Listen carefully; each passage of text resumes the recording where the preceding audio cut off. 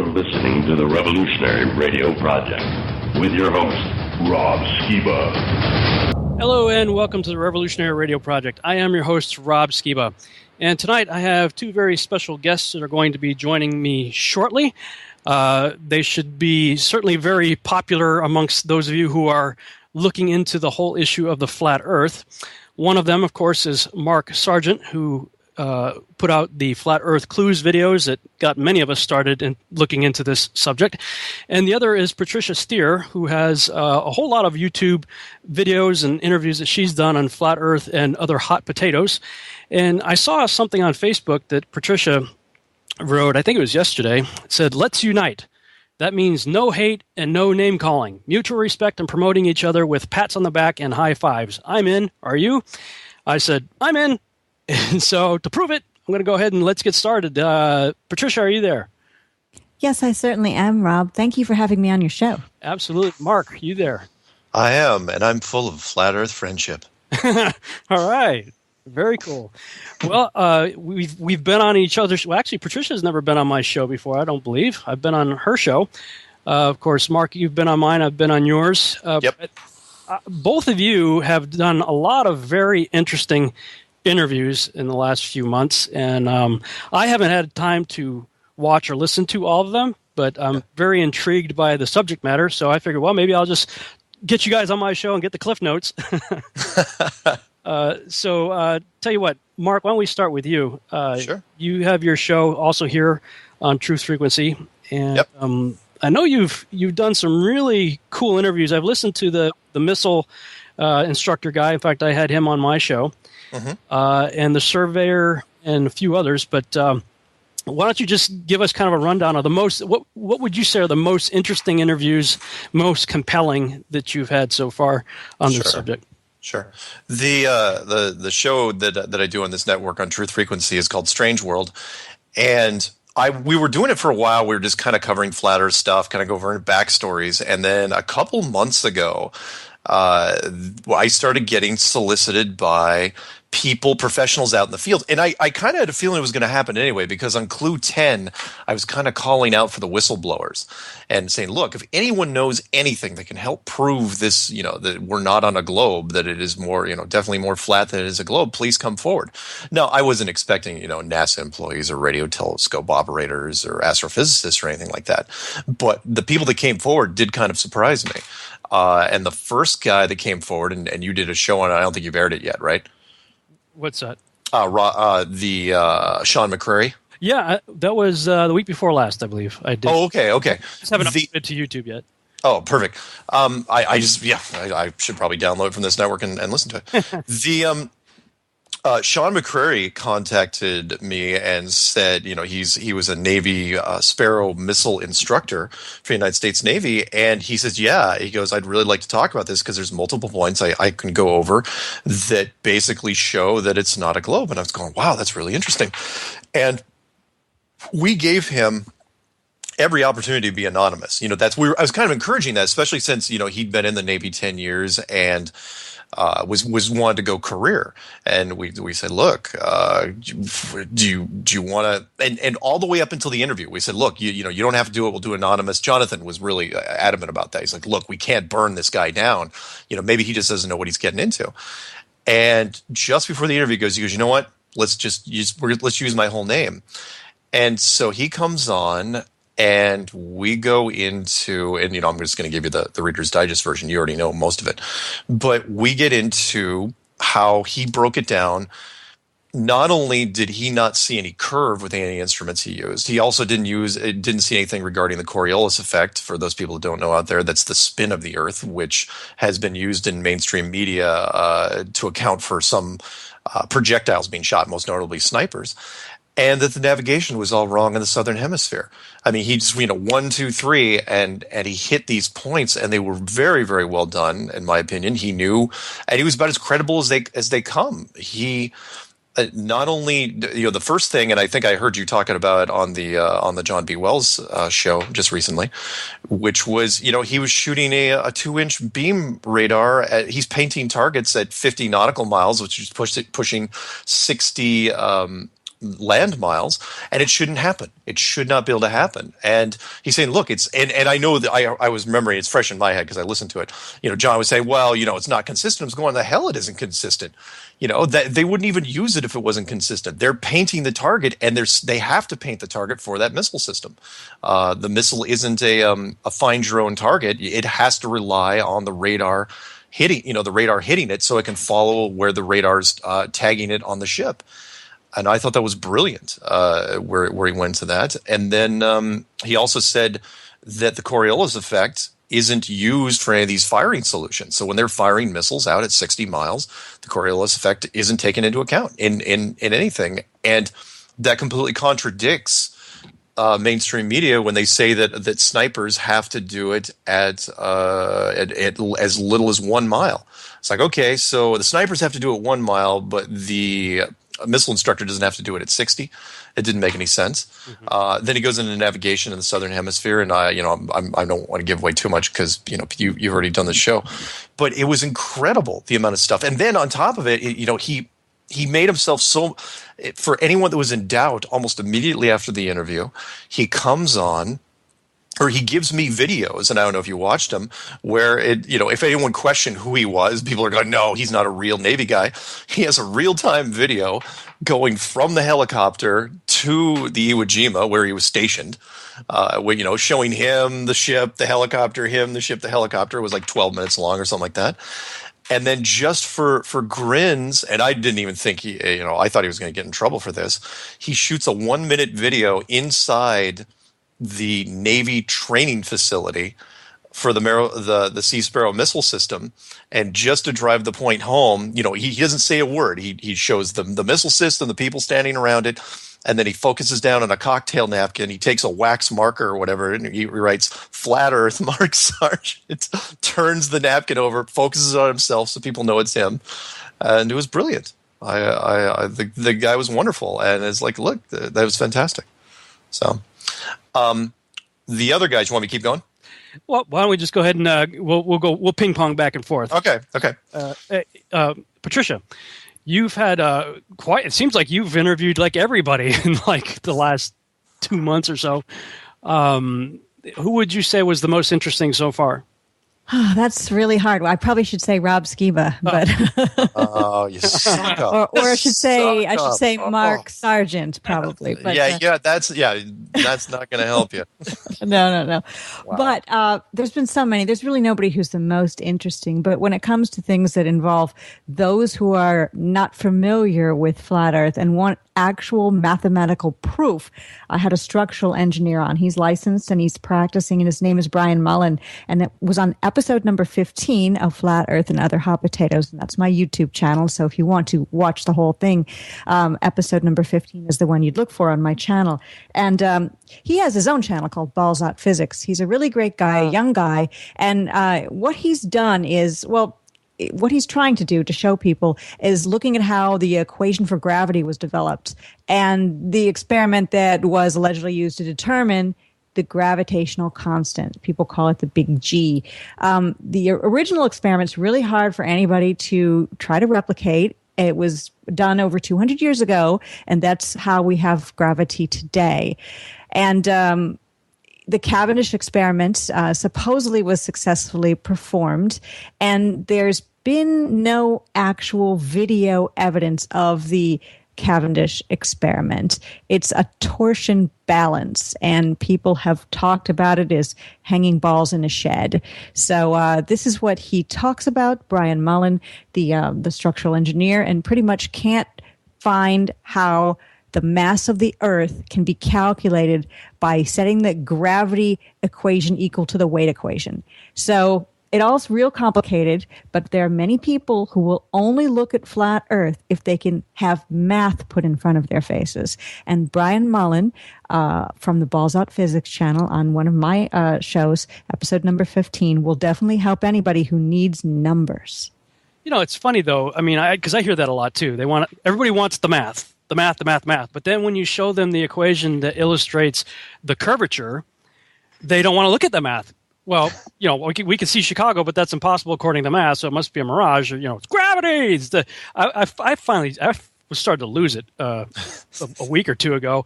I was just posting like gravity was the answer, and I would say gravity. It's like Tony the Tiger, it's gravity. For like the answer for everything is gravity, but from what I've seen so far, nobody really knows what they know what gravity does, but nobody knows what it is, and yet it's the answer for everything. Yeah. Well, Mark, you were saying something about gravity recently, and I think it had something to do with, well, Jaron also mentioned it of the Jaronism channel, about how you could go on Wikipedia and read the definition for gravity and then just replace it with the word God, because gravity has all of these mysterious powers like God. And it's a catch-all. Yeah. Gravity is an interesting, even mainstream science, and anyone can go up and look this up. Mainstream science has a really hard time defining gravity. Yeah. Some people say, well, it's mass and it's this and it's that, and they have to, because all the books talk about it being a sphere, they have to talk about density and the core of the Earth, which we still don't know anything about. Is the density of it is pulling everything into it, and that's gravity. That's fine and dandy and all, but we have no practical application of this outside of Earth, unless you believe the moon stuff, and that's a whole other thing. I don't want to get into it right this second. But what I've tried to talk about it from a gaming standpoint, where I came from, I said, look, when we build simulations, when we build anything that's in the gaming world, or not even the gaming world, any sort of simulation in a computer, you have to build in physics nowadays. You have to build in gravity. Well, what is gravity in the things that we build from a programming standpoint? And they said, well, what is it? And I go, well, it's really just an equation more than anything else. All you really tell the simulation to do is treat everything. What I try to tell people now is treat everything like it's being pulled down by like a molecular magnet. And that sounds too simple, but what I mean is, so if a normal magnet attracts metal, we all know what that does. It attracts steel. Well, if you had the ability to create a magnet that could pull anything, be it metal or organic or whatever, and you put that underneath you, what's the difference between that and what science is describing as gravity? Because that's what we use in the simulation world. We just say, okay, gravity is going to be this heavy. It's going to pull everything down this much, and we can flip the dial to anything we want on it. And that's just how it's built. So that's how I treat it for everything now. Gravity is not an answer for anybody that comes at you with anything, because it's assumed the gravity that they're talking about is assuming a physical sphere that's flying through space, and I just don't. I haven't bought it now for months and months, and I'm never going to buy it. Well, it's not just a sphere, though. At least as I understand it, the current gravity model requires a spinning sphere. Well, yes, that poses it's an entirely new set of problems. One which I'd love to bring up real quick, which is, there's gravity and then there's centrifugal force, and I love throwing this at people because the scientists will get angry, which is, okay, so gravity spins, right, but then you've got centrifugal force, which tries to throw you, throw you off at the same time. And we've got a lot of water on this planet. So how is the water completely uniform all over the place? And they said, well, it's gravity. I'm just going, yeah, but it's not just gravity anymore. It's gravity and centrifugal force. So at the very least, you would think that centrifugal force would start pulling the oceans down from the North and South poles and sort of congealing it towards in the center, kind of like a big spare tire, like Saturn's rings, only made out of water. And they're like, no, gravity's much stronger than that. It's keeping everything uniform. I'm just going, man, that's pretty thin. That's what was frustrating me with the whole, because it's not just centrifugal force, which is something that is testable, observable. It's zetetic. It's something that you can ask the questions about and do a test and check it out. Get on the rotor or whatever and get stuck to the wall as the guy next to you is puking all over you at the Six Flags. Yeah, there you go. We know that this works. You can get on a merry-go-round and get it going fast enough, you're going to fly off. But it's not just centrifugal force. It's also angular momentum that you're dealing with. So not only does something spinning want to throw you off, but it also wants to throw you off at the angle that it's spinning. Yeah. And so you've got two different, related forces wanting to send you off in an easterly direction, and yet none of us are leaning to the right. If we're facing north, none of us are leaning to the right, and gravity somehow pulling us left so that we end up straight up and down. I'm thinking everything way differently than I used to. I sit in front of my stupid computer for way too long, 15 hours a day sometimes. Yeah. And it's taken a toll on my back. And the only thing other than chiropractic adjustment that's helping me is getting up and walking. So I've determined, okay, I'm going to walk 2 to 3 miles a day. And the more I do it, the better it is on my back. But as I'm walking, I'm looking around at nature and stuff. And I'm sitting there now, wait a minute. Okay, if this gravity thing is I'm 175 pounds, it's holding me down just fine. Mm-hmm. How come that branch over there that's leaning over doesn't get pulled down to the ground? Yeah. I don't get it. I don't, How do birds fly? Yeah. The oceans are fine and they're sticking to the ball earth that's spinning, but birds are able to break free and they weigh, nothing. Yeah, bugs. How does a bug overcome the force of gravity that's holding a 175-pound man down? Yeah, I don't get it. Yeah, there's excellent points, and yet that same gravity they'll use the excuse for holding the atmosphere down. It's like so the vacuum of space is got an amazing pull to it, but it can't rip the atmosphere off because gravity's holding it down. And I'm thinking, okay, if that's the case, shouldn't be there like this water tension line only with the atmosphere, to where you get up to a certain point and then you kind of like pop out. Where, it's like atmosphere, vacuum. Because if there was this constant bleeding, I would have thought I would have bled it off a long time ago. Yeah. But, yeah. Well, I mean, and where's the shear? If the atmosphere is attached, I don't know how the atmosphere is attached to the Earth, but if it is, spinning with the Earth 1,000 miles an hour, whenever a spaceship punches out of that, how come it doesn't, get zinged by the final barrier of the 1,000-mile-an-hour? It's gradual. It's not a hard line. Well, like you said, though, it's if there's the vacuum of space. Yeah. How are these two things working? Yeah. The first time that we ever shot a rocket into space, I don't believe we did, but the first time we ever went into the blackness of space, that hole punched through should have killed everybody on the planet. We wouldn't be here talking now. I like it. Yeah. Well, yeah. I mean, like the space shuttle, I even saw a video where Neil deGrasse Tyson was talking about the reality of space. And he's like, we really shouldn't say that we are going into space, with the International Space Station or the shuttlecraft, because, and he had a globe and he was showing about how far 400 miles, that's about as far as they've gone, is in relation to the ball. And so he's got a fairly decent-sized globe, and he's like maybe a quarter of an inch or eighth of an inch off of the ball. Yeah. He's like, this is how far they're going. So how can you really say this is space? And I talked to John from Perceptions Radio just before I brought you guys on, and he was saying, I got a theory I want to maybe throw out there for you guys to talk about. And he was saying, do you think maybe the reason why Neil deGrasse Tyson is really pushing this, they went from it's spherical to it's an oblate spheroid to now it's pear-shaped, and pear-shaped with the bulge being south of the equator, to account for the difference in the longitudinal lines south of the equator, to say, well, see, the reason why the difference between the longitudinal lines north of the equator is X, and the reason why it's Y is because it's actually wider, at the pear shape. And he's trying to say, well, maybe that's their way of trying to seed this out into the public so people don't ask any questions, because on the azimuthal equidistant map, naturally the longitudinal lines are fanning out. Yeah, and you're absolutely right. The moves that they make, and by that I mean, the authority, the people that, we're going up against here, they make some really clever moves, and that's one of them. And he made that quite a while ago, and he was absolutely right, because we had a caller that called in on Strange World, I think it wasn't last week or maybe the week before, and he came, again, the internet hive mind is just brilliant, and he says, you don't have to go to the equator you don't have to go to Antarctica to prove the coastline to figure out the distances are wrong. He goes, just go take a plane 10 degrees above and 10 degrees below the equator, have them do circles, and they should be identical, right? Because on a globe, those distances are identical.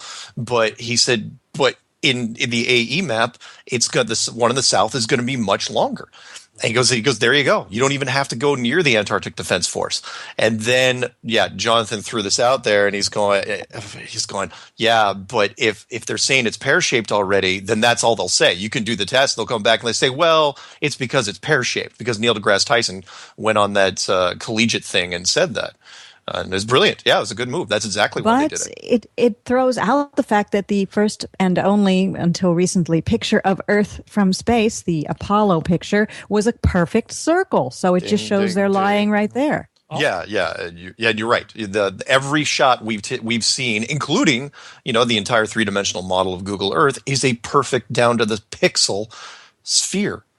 And so even when Neil deGrasse, they contradict themselves quite a few, and I'm going to call them out every chance I get. And you're absolutely right, Patricia, where every picture we see is a perfect sphere. So if it's a perfect sphere, what's Neil deGrasse saying that it's an oblate spheroid?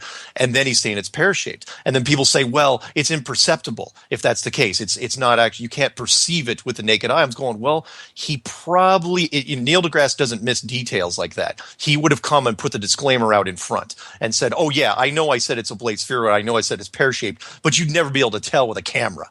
It's like, really? Then why'd you say it? Well, why'd you even bother? Somebody had, because I was debating with somebody about this online, and they were saying, well, what he's really referring to is the solid portion of the Earth. You might have seen the model out there that shows the Earth without the water on it. Yeah. And just the rock part of the Earth kind of looks like a pear. Do you think maybe that's what he was saying, or that's maybe? But the oceans, for the most part, aren't that deep. When you said that it's when he was holding up 400 miles, it was barely even you could barely even see what he was doing there. The oceans are even worse than that, because even the deepest part of the oceans they're not even what's the Marianas Trench, 25,000 feet max. That's 5 miles. That's nothing. That's barely even a coat of paint. On that thing. So no, he screwed up. Either deliberately and in hopes to buy them time, or he was just being too clever for his own good, and maybe he was giving something away there, where he was kind of prepping people for, the model isn't what we think it is, because the only shot we had for 43 years was the Apollo 17 shot, which is a perfect sphere. And don't think for an accident, I don't know if I ever talked to you about this, Rob, don't think for an accident that picture only showed one continent in its entirety, which was Antarctica. It's two birds with one stone. It was brilliant. When they thought it was like, they've planned this for years and years and years, decades. Yeah. You had to have a backup plan for this, and I've said this all along, where you couldn't. You were never going to be able to hide this thing forever. I think I joked with you, Patricia, that it was like hiding something from your roommates. Because we all live here, you can't hide something that you're living on forever. And so you have to come up with as many cover stories and as many layers as you can, even to the point, I'll take it one step further, to the Bart Siebel thing, from the Earth to the Moon, where they were simulating the Earth through that round window. I think even that was another layer, because at least that makes you think that they're in orbit faking a picture of the Earth from 200,000 miles out. That fooled me when I first saw that, because I hadn't figured out the Earth was flat yet. Then it wasn't until later I discovered your videos, Flat Earth Clues, Mark.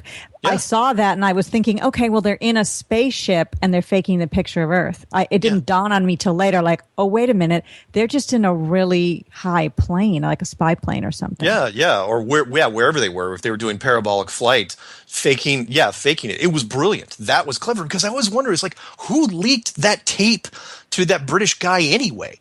Because it's like, why would you leak it to him? Out of all the people, you're going to leak it to a conspiracy guy, this particular conspiracy guy, and he's going to run with it? It was very clever. I will give him points for that one. And I bought it too. I was going, oh wow, they're faking the pictures of the moon. But again, it didn't click in me with me why, and because it always bugged me for the longest time, years, where it's like, why would they fake the space program?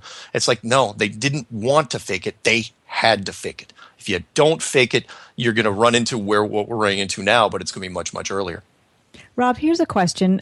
It's a biblical question, and you'll be able to answer it way more than I have. I've heard somebody say that Neil deGrasse Tyson, when he said the Earth is an oblate spheroid or pear-shaped, he means the landmass, and you too were just talking about if you remove the water. In the Bible, is the Earth the land without the water? Technically. Technically, the word that's translated as earth is in Hebrew is eretz, which means the physical land mass. But I mean, that's, technically speaking, that's what the word means. However, it does appear to be used in reference to this whole thing that we're standing on, that we would later, eventually call the planet. the world, let's say, in general. Right.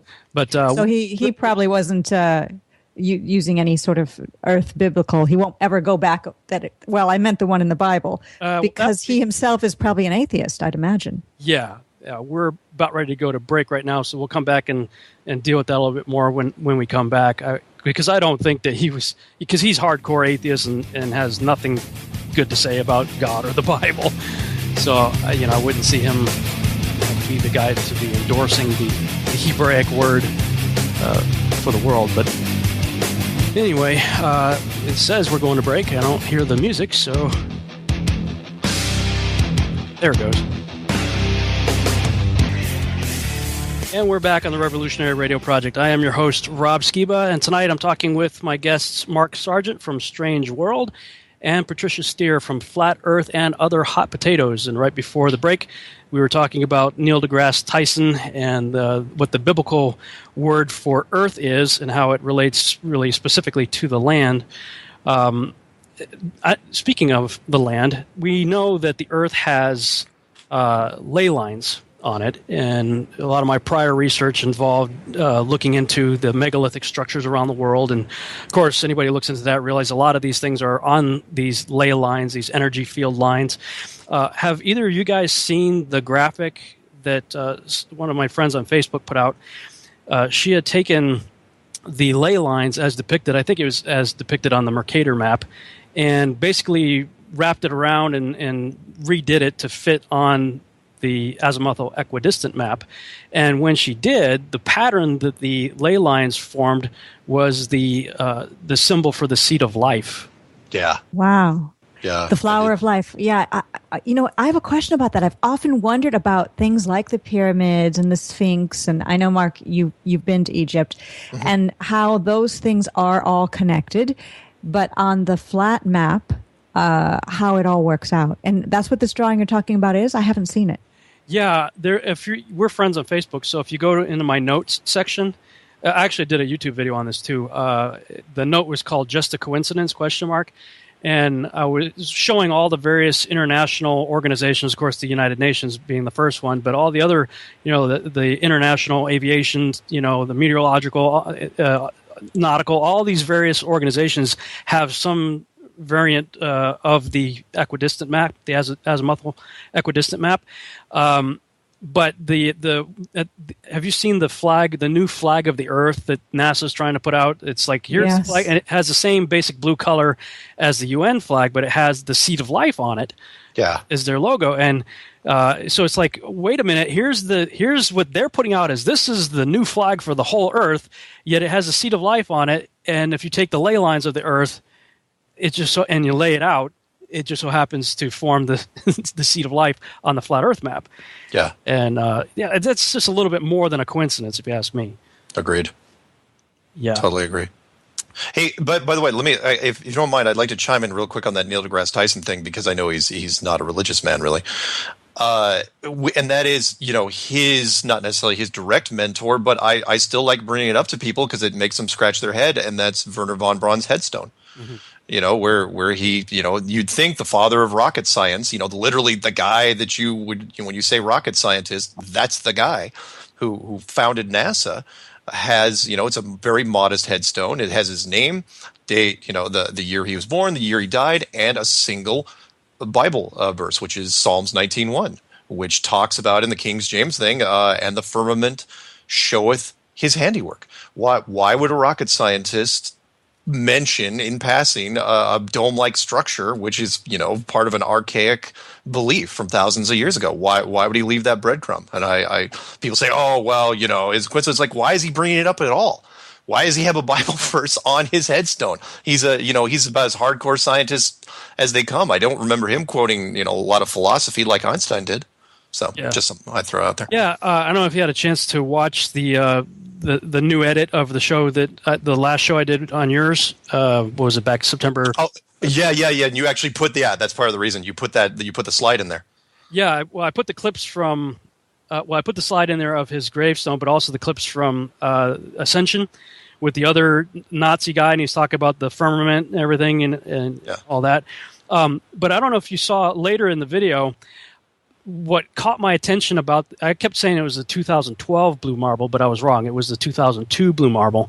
Yeah. But how it had that backward C cloud formation that had a long tail on it, and I kept seeing it over and over and over again. And since then, it's like almost everywhere I see an animated Earth, it's always that same one right there, which just proves that we're dealing with 3D models, not actual pictures of the Earth. Yeah, and wasn't it you the one that noticed all the on one of those older models all the Photoshop laziness? Yeah, I wasn't the first one. Somebody else had cued me in on it, but then I did a pretty thorough analysis of it and you look at the clone tool. Look at the clone tool. I mean, you got to fire that Photoshop. That was just lazy. Oh, because you see it all the time in daily 9 to 5 people. They use the clone tool. It's like, I'll just fill this in, copy this cloud, paste. And it's like, really? You're going to do it on that model? Really? One of the most. I wonder if people ever get fired. These people that are putting out this really bad CGI and really bad Photoshop. I wonder after the internet, as you say, hive mind, Mark, tears it apart, if somebody gets fired. Oh, I think somebody got fired after Rob found that square around the moon photo from the Apollo missions. The moon that was they changed it above the flag. Yeah, I think somebody was fired there. Well, and heck, Matt was fired officially. Yeah, that one, the Apollo 17 picture with the scientists on the moon, and I did a few shows with that, and then literally, I think it was 2 or 3 days after one of the shows that I did, they updated the page and changed it. But I had some of my detractors going, notice what Skiba didn't show. And what they did was they did the same thing that I did, zoomed in on the Earth, changed adjusted contrast and levels and whatnot, and it showed the rectangle around the Earth. But then they zoomed out to show all the other pixelation in the rest of the picture, and as if I didn't do that too. Of course I did that, but the problem is if you look at the pixelation around around the astronaut and the buggy and everything else, the pixelation, yes, while it's square and blocky, generally follows the shape of the object that is pixelated around. Yeah. Whereas you have this oval, Earth that has a totally rectangular box around it. It didn't have the characteristic square blocking following the shape of the oval like everything else did. And that was the point that I was trying to make. It wasn't I was like, I was too afraid to show the rest of the picture. Like, really? Like, I didn't think of that? Come on. Yeah. Yeah, and they were ignoring it. And that was a great find by you, by the way, where they're ignoring the fact that you called them on it and then they changed it. I've never seen a group like NASA and the contractors around them make so many moves in 1 year. Like they're responding. Patricia jokes, they're dancing to our music, but they are. Every time we catch something, it's like, okay, deal with this. Okay, fix that. Okay, try to, let's see if we can just cover our tracks as much as we can. And that was a great catch by you. And also, Jaron on his Globebuster show, when they do the live viewing of the International Space Station on YouTube, they often point out anomalies in the video that they're watching, live ISS footage, and then later the camera angle is often changed soon after. So they've got somebody actually watching Jaron, who's assigned and paid to watch Jaron and change and tweak things so that they won't get busted. It's actually complimentary to all the people that are involved in the Flat Earth movement that we can make them change and adjust and do whatever we want, kind of like they've treated us like we're puppets on a string, but we can kind of throw it back at them now, and they're the puppets sometimes. Well, think that's the reason why they said, oh, yeah? Okay, fine. Here's 10,000 pictures. Deal with it. Well, yeah, but then they do excellent point. Well, like when they released that first picture back in the end of July, but then they released it and they released it in mainstream media, and they happened to mention they had the White House tweet it and they had Neil deGrasse Tyson tweet it, and they said, oh yeah, by the way, this is the first blue marble shot we've done in 43 years. It's like you just confirmed everything we've been talking about for months. Where it's like there's no pictures of the Earth from space, and now you're going to come out and say, "Oh yeah, by the way, there's no pictures of the Earth from space. Here's some. Let's do that." It was incredible. And then, of course, they hid the sex thing in there, which was brilliant. That's old school Disney, and a few others. And the shot was terrible on top of it. And then you caught the moon shot, and I know you're kind of humming and hawing on the moon thing, but you got to admit, even the stop frame action of the moon thing was straight out of South Park. Yeah, well, I mean, I did release the video debunking myself because I've been looking for that. I've remained everybody knows, obviously, I'm putting out a lot of material on the flat Earth stuff because I'm very interested in it. I'm very intrigued by it. I'm finding stuff. I'm going, hey, look at this. But I've remained uncommitted because I'm looking for that one rock solid, debunk this, I dare you, piece of evidence. And I thought that was it for sure, man. I'm like, this is it. This is the one. And no, I did some experiments. Well, I'm trying to be objective here, so I'm out here in my hallway after hours. I make sure everybody's out of here, but it's doing all these little experiments, and I played around with it and got to set the cameras up, and I realized, oh, okay, I'm wrong in this. But I was only wrong in the sense of what I said, where if you're standing on the moon, the Earth should be covering the entire sky. That part was not true. There's a lot of other things wrong with that. Picture. Sure, but it still should. Well, that whole sequence was terrible. Yeah. But you are right that the moon or the Earth should be a lot bigger from the moon. It should be. In fact, the artist rendering that they did, all sorts of artist depictions before we actually supposedly went there, and they said, oh yeah, the Earth's going to be huge. It's going to be really, really cool. But they had to stay, once they screwed it up in the beginning, they had to keep screwing it up, which is why I released to music to some guy's song that he put out all the JAXA footage from the Japan Space Agency, where there's the moon, the Earth rise, and it's as bad or worse than the Apollo stuff.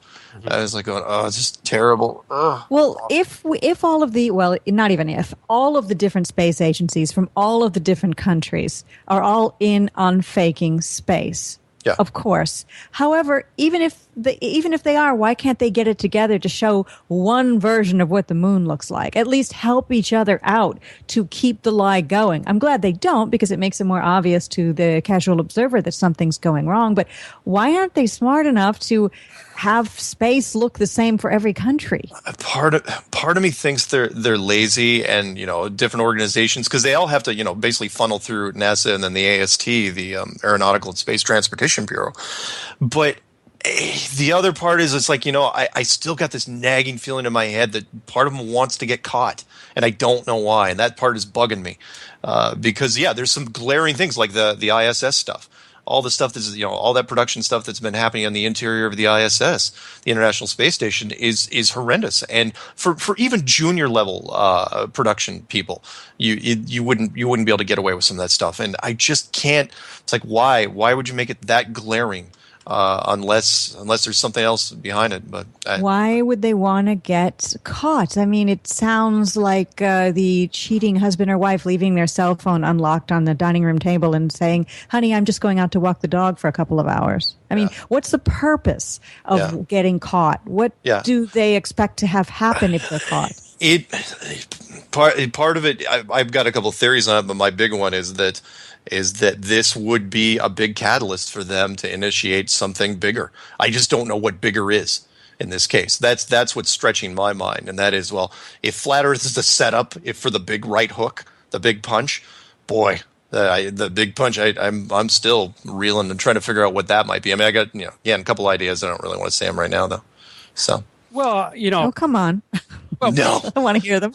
No. I keep all right. Stay. I'm going to try to stay on Earth at this point. So, okay. Rob's show. I know if he wants me to go down that road, I will, but maybe later. Well, maybe. I'm watching this show on. I'm watching it on Amazon right now, but I think it was on Hulu, called Manhattan: A Nuclear Family. It's kind of a fictional version. Sort of based on true story of the Manhattan Project. Mm-hmm. And I watched the documentary on the making of it and how the writers did just a ton of research and interviewed people who lived out there during the project and tried to make it as historically accurate, even though they're blending characters to make characters and things like that out of it. And the thought occurred to me, I mean, if you look into the Manhattan Project, I mean, it's something like 130,000 people at a budget of, in today's terms of, I forget what it was, like, let's say 26 billion or something. It was pretty high. Yeah. And yet the guy in the office next door had no clue what you were doing. Yeah. The vice president of the United States had no clue what was going on. The general public of the whole world had no clue what was going on.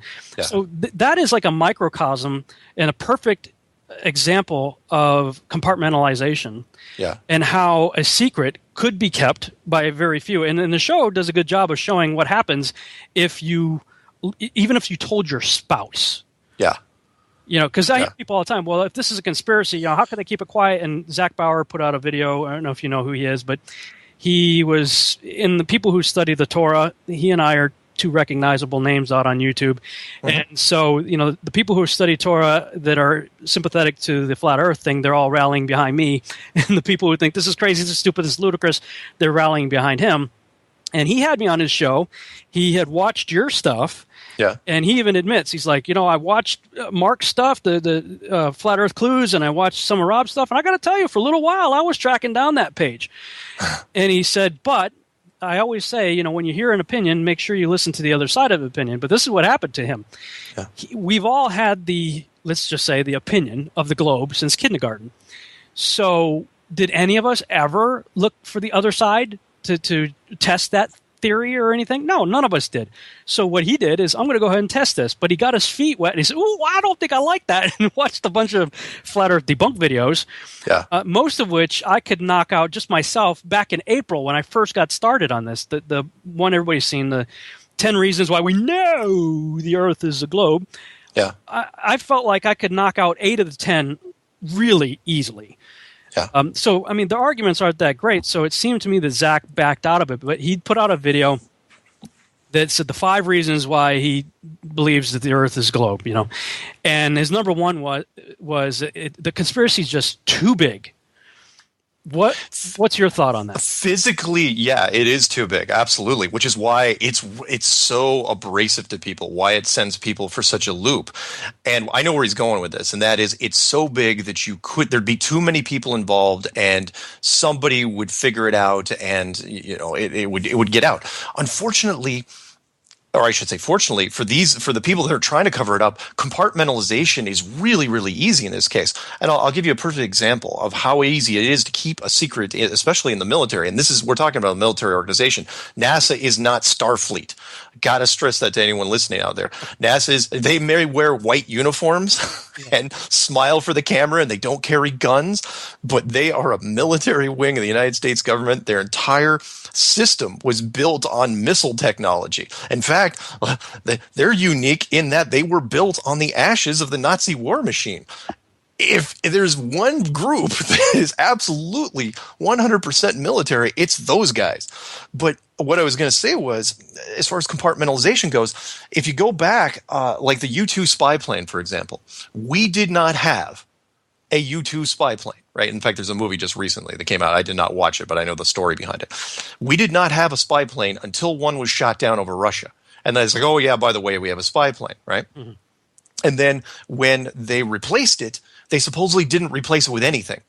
And then all of a sudden, then I'll give you perfect. The SR-71 Blackbird, everybody knows what that thing is, went from drawing board to retirement.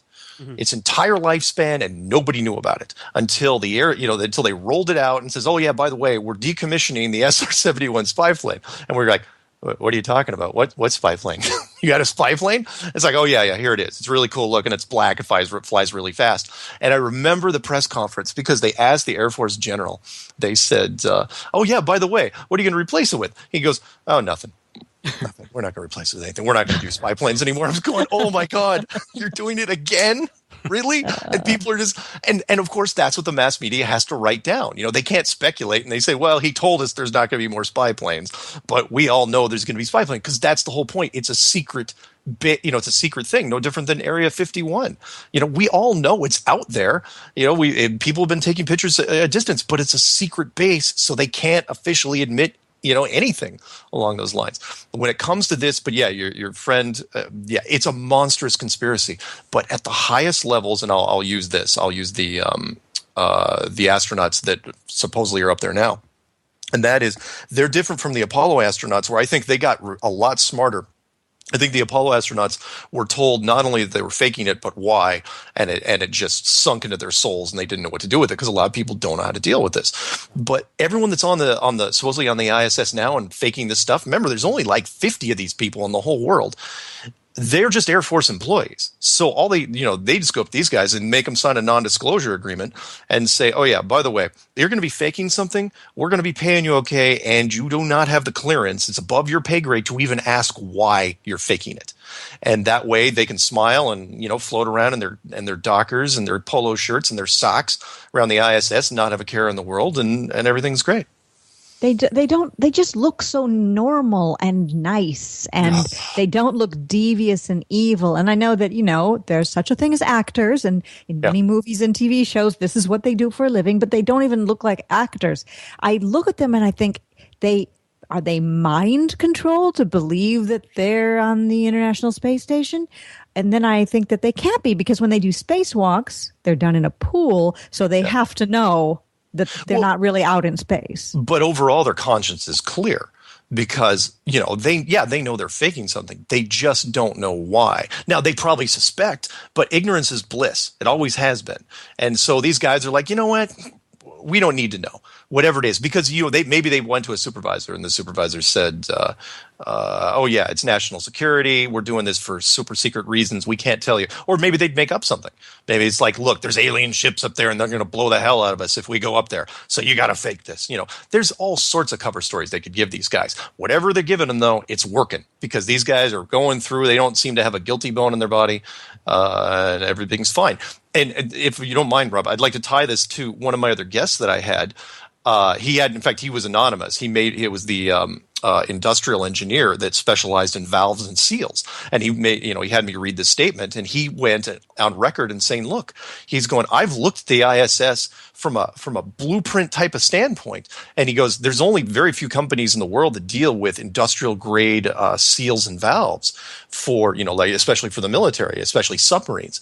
And he says the ISS cannot function the way it functions from an engineering standpoint. There should be parts breaking down constantly. These guys should not be going around in khakis and polo shirts. They should have wrenches on and spacesuits and be fixing things all the time. And they should have a concerned look on their face because some of these systems are critical.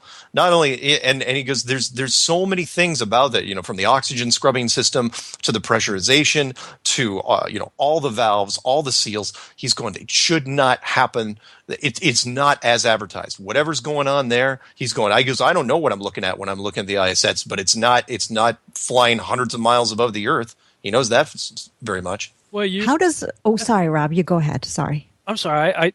One of the guys you had, I think it was the submarine guy. Yeah. He was talking about the pressure issue. Yeah. Every time they have to scrub because they're breathing out carbon dioxide, so you have to filter that stuff. And he said anytime they would vent that stuff, they would lose pressure. Yeah. And so they're like, well, how are they repressurizing in an atmosphere that has no pressure? Yeah. Excellent point. Yeah, because on a submarine, which is very, very similar in theory to the ISS, because it's a vacuum, versus underwater where you still there's heavy water pressure. He's going. There's two things we can do. Because we have all the power in the world down there because it's a nuclear sub. You can create. You can separate oxygen and hydrogen and make your own atmosphere. But then the other thing which I loved was he said, "Where's the machine shop?" On top of that, where he goes, the submarine needs to, and in fact, it's not just a submarine. Every Navy ship has one. You have to build parts from scratch, from metal. And he goes, there should be a full-blown machine shop on that thing. And they're really, really heavy, and they generate a lot of smoke and sparks, and they should just cause all sorts of problems with the atmosphere system. He goes, where is this thing? It doesn't exist. He's going, how are they making stuff for the, for the tolerances for these really, for a pure vacuum environment? It just blew his mind. Wouldn't the counter to that be, well, what do you think all those shuttles are doing? They're bringing up.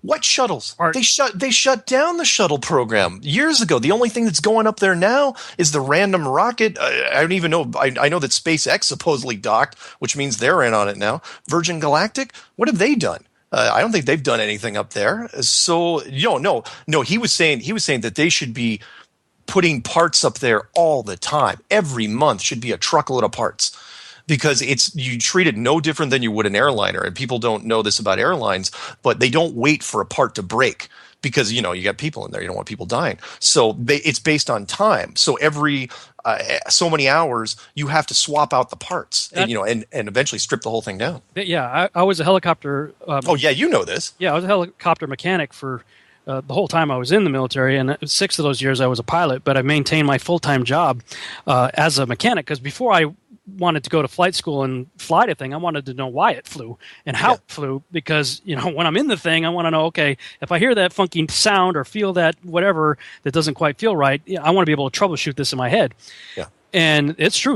We had what they call daily inspections, where you always had to do kind of a quick check. You had pre-flight inspections. You had 7-day inspection, 21-day inspection, 30-day. Yep. You had, and they would have this. I think it was, if I remember, this goes going way back now, 25, 30 years, but I think it was 300-hour inspection, if I remember the time right. But it was called phase inspection, where you basically take the thing apart. Yeah. And put it back together again, and you put a whole bunch of new stuff on it, but you really go through a thorough check of everything, and that's just on a helicopter that was older than I am. Yeah. Yeah, and to your point, the big strip down, he called it.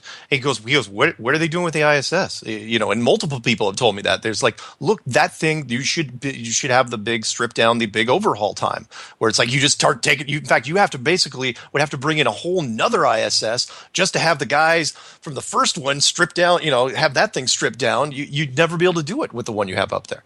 So, how do the oxygen scrubbers work, though? I know that cleans the air, but do they have to have new air? Oxygen tanks or something brought up and then replenished? When does that happen? That's the pressurization problem, which the submarine guy, because he deals in pressurization all the time.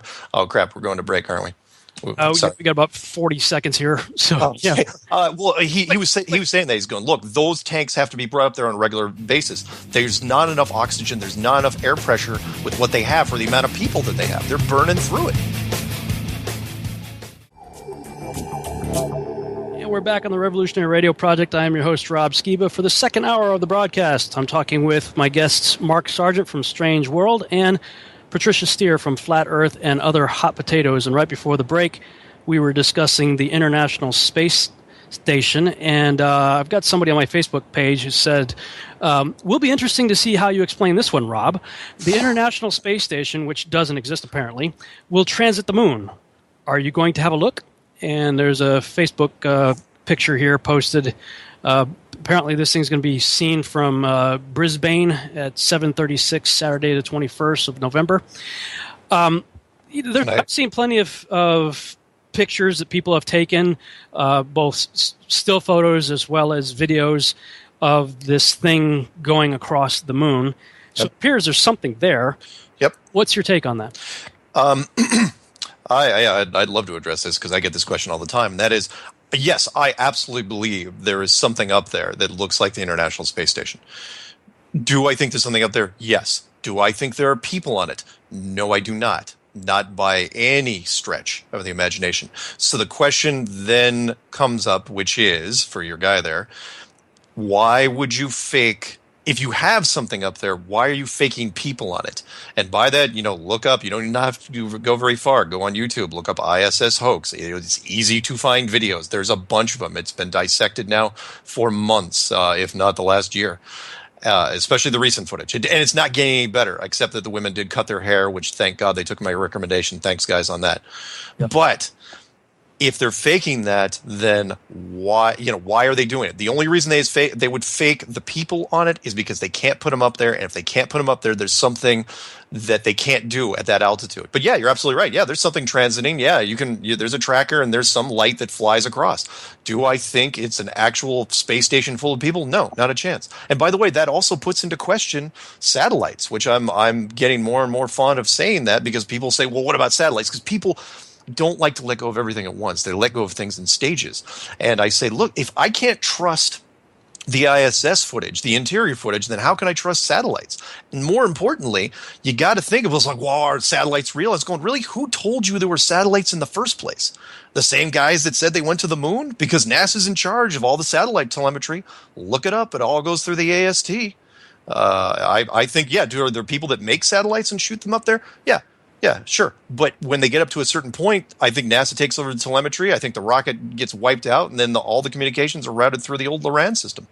Well, that's the interesting thing, though, because right through the Apollo program, even up to the current Orion program, they tell you that as soon as the spaceship, rocket, or what have you goes over the Indian Ocean, they lose contact. I'm like, Yeah. I mean, if you've got satellites, 40,000 whatever satellites out there, and all this GPS, why are you telling me that in the 21st century you still are losing contact with your spacecraft over the Indian Ocean? That's awfully convenient.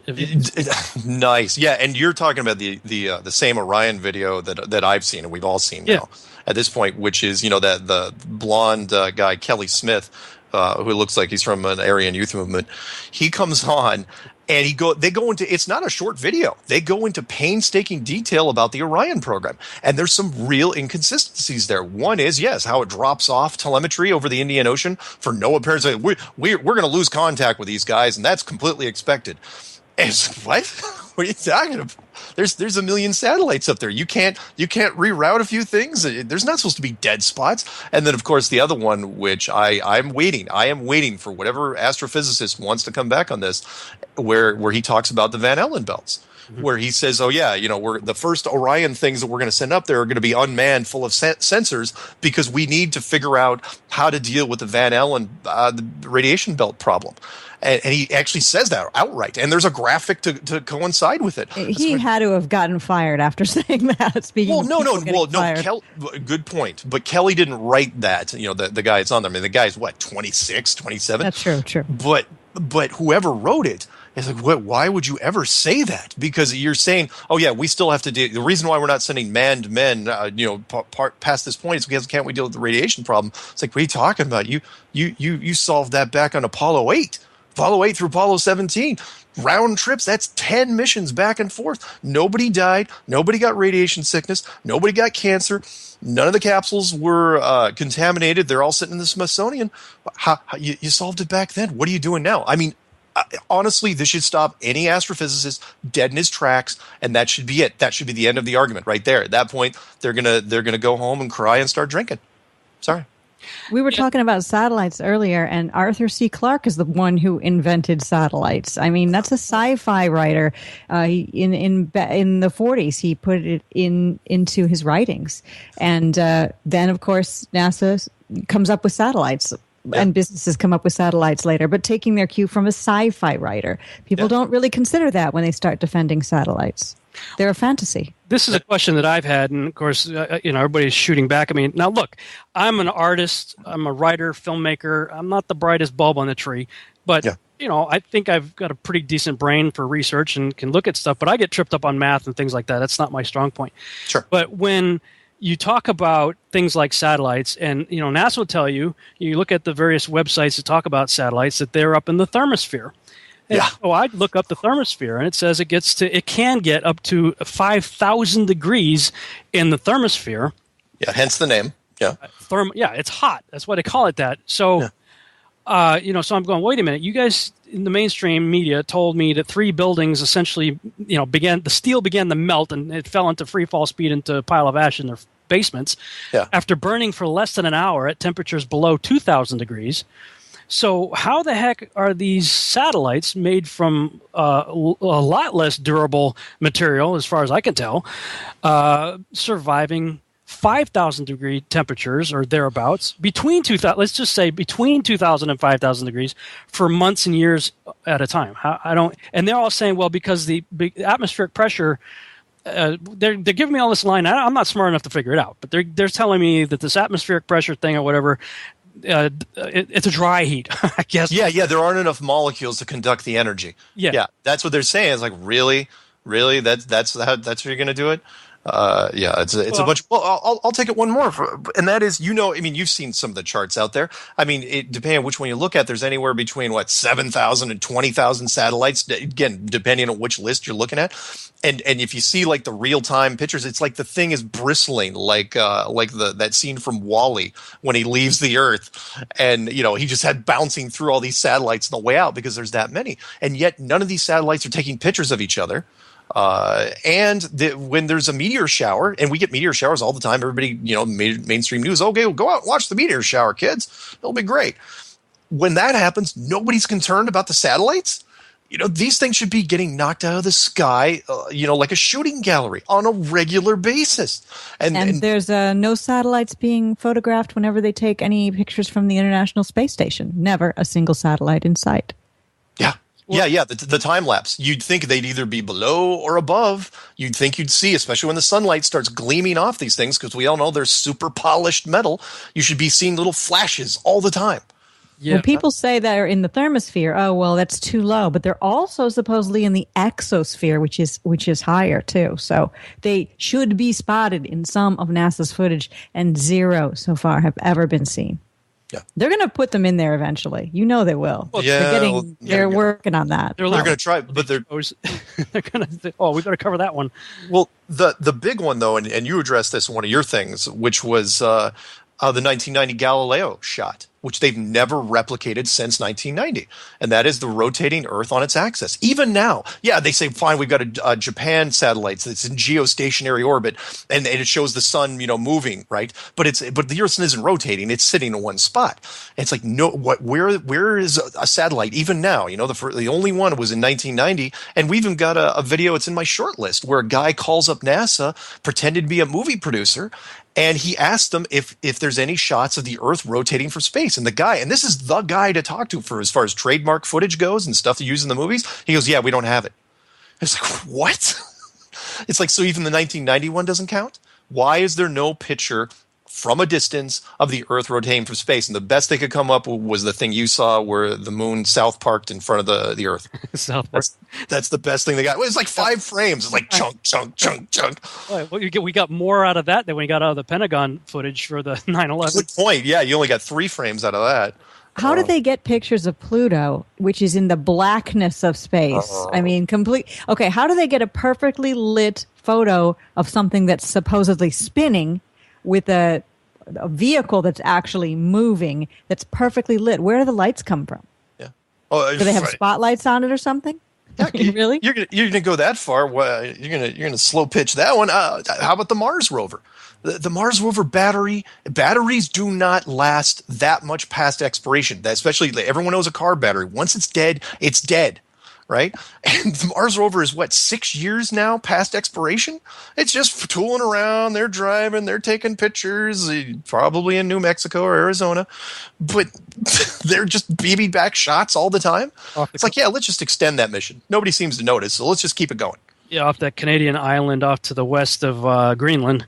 Oh, yeah, that. Oh, yeah, that's right, because you zoomed in on some of that stuff too, didn't you? Yeah, well, it was, I think, Jaronism. Jaron found, yeah. He found it, and I was like, really? So, I'm always double-checking everything you guys are putting out. Anytime I see, I'm like, really? So I want to look into it too. And here's another one you may not be aware of. Maybe you are. But I posted something on my Facebook a while back of an area of moon craters. Yeah. And I say, hey, guys, what do you think of this picture of the moon craters?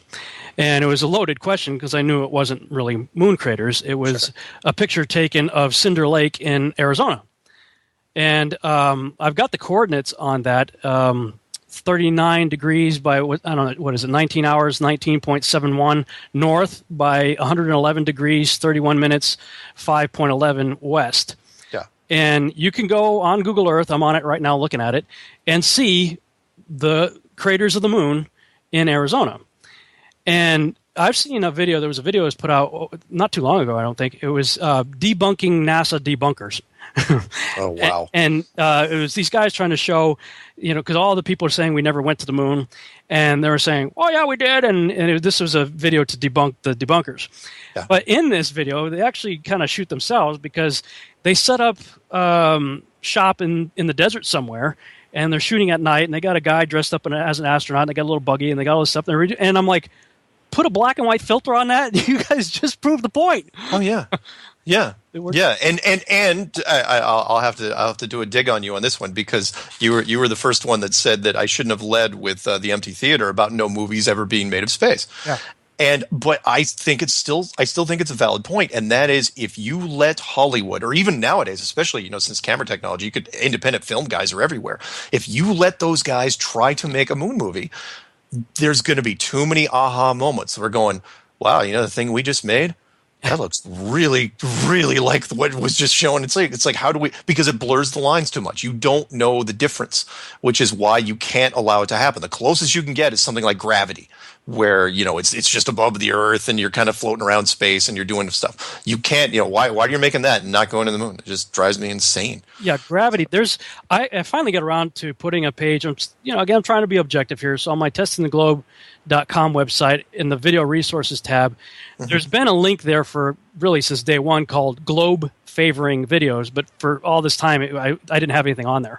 Yeah. So I thought, okay, after Zach Bauer did his thing, I'm like, he made a good effort, in my opinion, to try to, speak. He seems like a good guy. I've seen his videos. He's seems awesome. like he's smart. I mean, I like him. And when he was kind of going flat for a while, I was like, yeah, he's going to be the next flat earther. But like you were saying in their earlier segment, he definitely, I believe, found some truth to it and decided to actually pull back. And because the things that he came up with as his belief system that we live on a ball were pretty weak. Yeah, I think he got scared, backed off of it.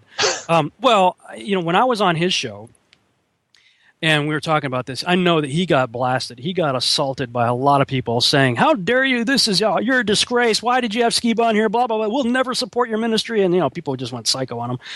So, I get it. I mean, but Zach's cool. I mean, he's a great guy. He's a friend of mine. Love the guy. Just think he's wrong in this regard. Even though I haven't been fully committed yet myself, the points that he made, in my opinion, are very easy to knock out. But there is one video that I have to say is quite convincing. There's two, actually, that I liked. It's from the globalist side. One is Flat Earth and NASA hoax debunk slam dunk. You've probably seen it. There's some interesting things in there. There's stuff I certainly could argue against, but there's another one, How It Works, the International Space Station, 1080, 1080p, 60 frames per second. That one's pretty good. It's like 28 minutes and 58 seconds. And it's the Medusa woman floating through the International Space Station, and it's a 30-minute video with very few cuts. So it's you're not dealing with the vomit comet here. You're dealing with something else. But I'm looking at this and I'm going, okay, now wait a minute.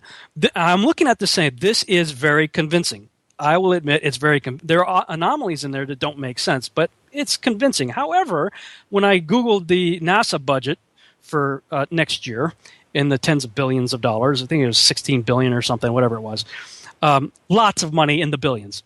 And then I went and Googled the budget of Gravity, which I saw on IMAX in 3D.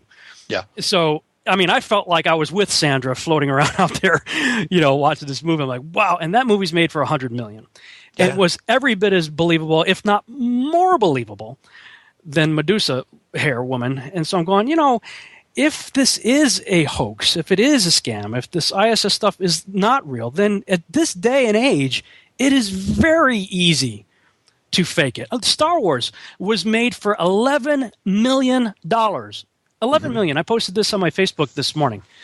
Star Wars, if you look at Star Wars, even the original cut where you could still see the mat around the spaceships was amazing. $11 million. What can these guys do for $16 billion if they wanted to? Yeah.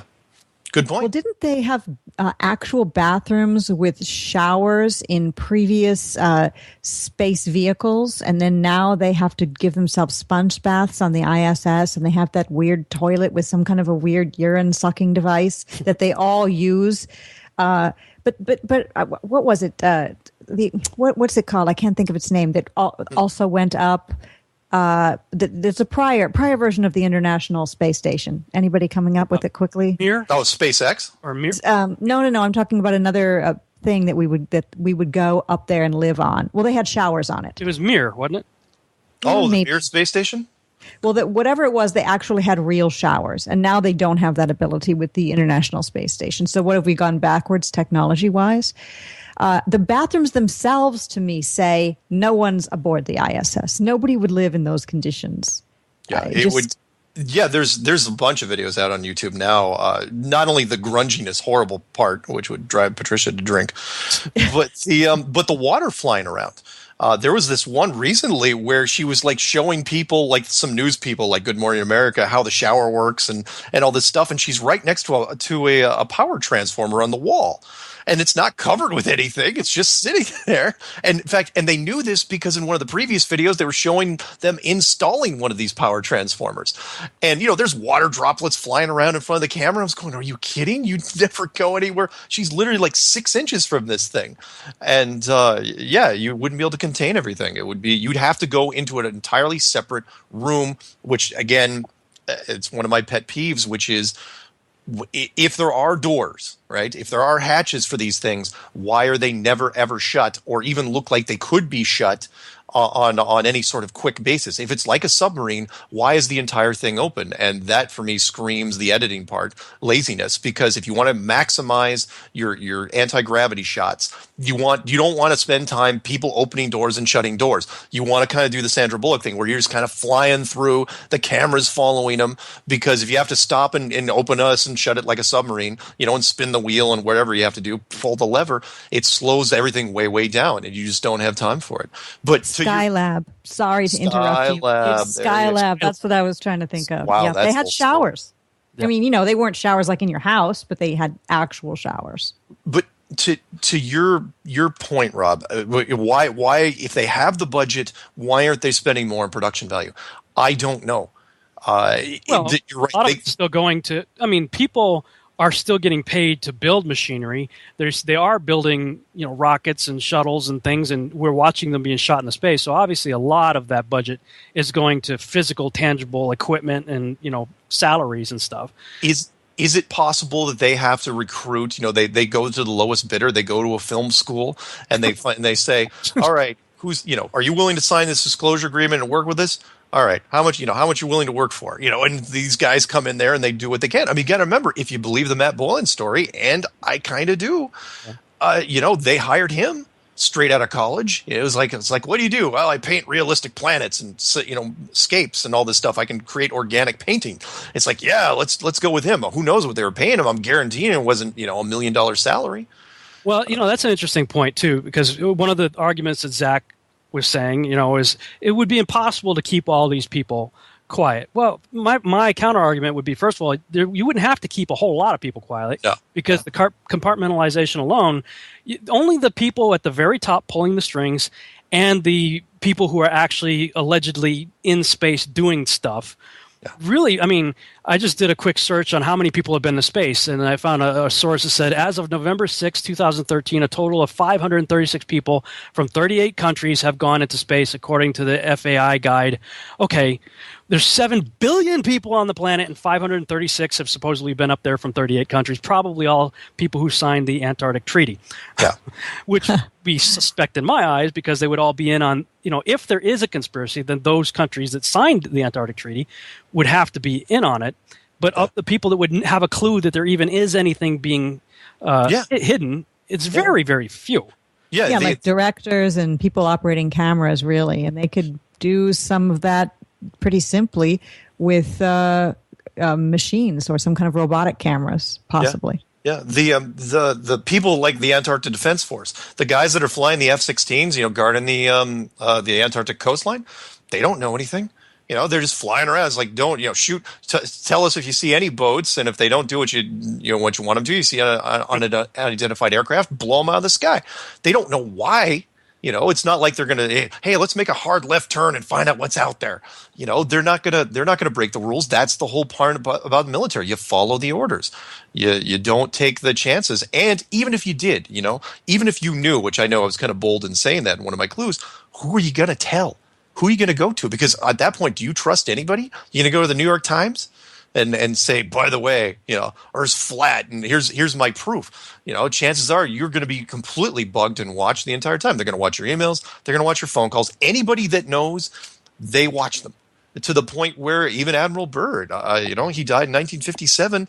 1 year after Operation Deep Freeze, and he was on television quite a few times before then, and maybe they thought, you know what, he doesn't get to do another tour. Not if he disagrees with us. Maybe there was a meeting where he said, look, I think this is kind of important and people should know this.